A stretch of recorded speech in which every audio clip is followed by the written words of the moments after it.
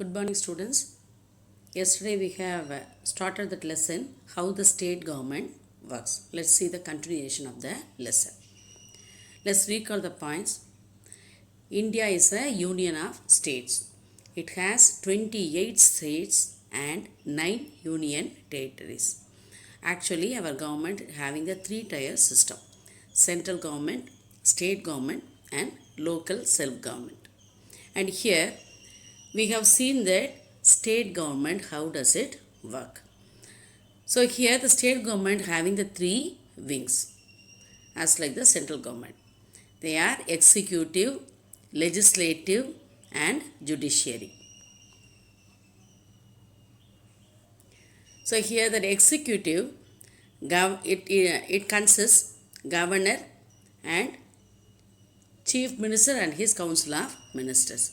Yesterday we have learnt about governor, who will appoint him and what is his qualifications to be a governor and his powers and functions. Everything we have learnt in yesterday's class. So now we are going to learn about the role of the chief minister in the state government. The chief minister. The governor appoints the leader of the majority party in the state legislative assembly as the chief minister. So here the appointment of chief minister is made by the governor. And who will elect the chief minister? Here chief minister is elected directly by the people. For that the state election commission is responsible for conducting election in the state. So here our state being divided into number of constituencies. In each constituency, the political parties in the state government, in our state, the political parties, they will nominate persons as a candidate for the election. So they will contest in that each constituency. So like that the election will be conducted, and in the result, which party gain more seats, otherwise which party is a majority party in that election, their leader will become the chief minister. So chief minister will be appointed by the governor. So the governor appoints the leader of the majority party in the state legislative assembly as the chief minister.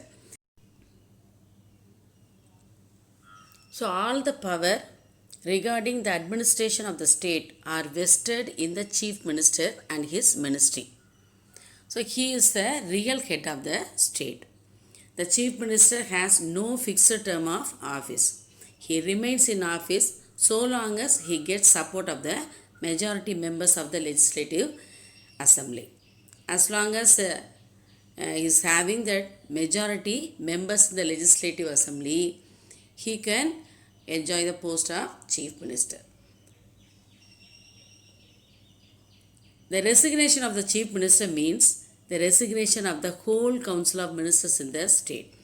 If the chief minister resigns his post, entirely his legislative members of his party, the entirely council of ministers has to be dissolved. The chief minister must be a member of the state legislature. That means he should contest in that election and directly elected by the people. Otherwise, he is not being qualified as a chief minister. So he should be directly elected by the people.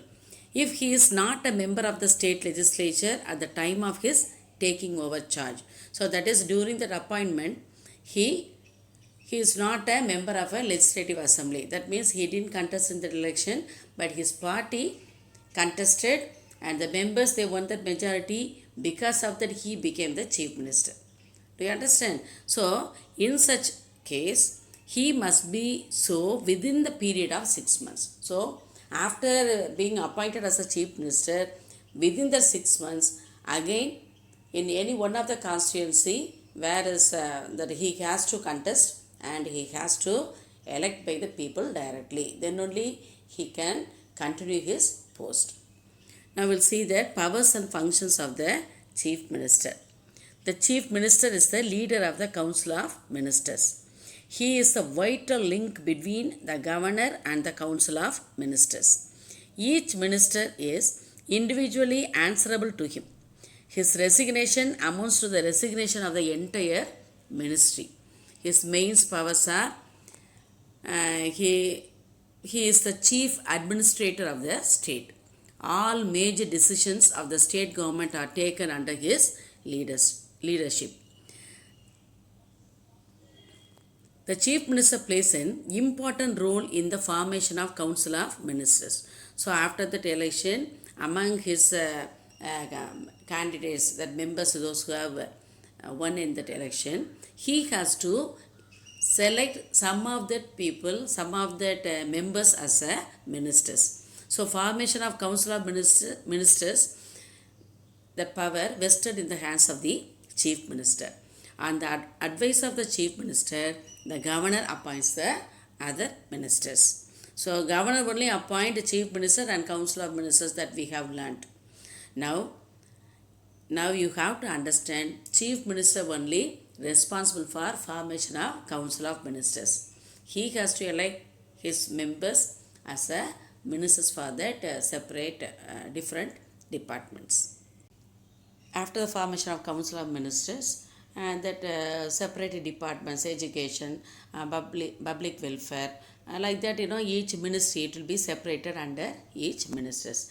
Then after, he has to supervise their activities in that ministry, and also he has to give his advice and coordinates the activities of different ministries. Another important power what he has is appointment. In appointment of higher officials by the governor, all being done on advice of chief minister. He plays an important role in making higher appointments of the state government. The governor appoints different higher officials of the state government on the advice of the chief minister and his council of ministers. So what are the powers we have seen? First one is, he has to direct the ministry and determine its policies. He has to supervise the administration of the state. To allocate, reallocate or take back the departments or portfolios from his ministers is also his power. And he has to coordinate the working of various ministries.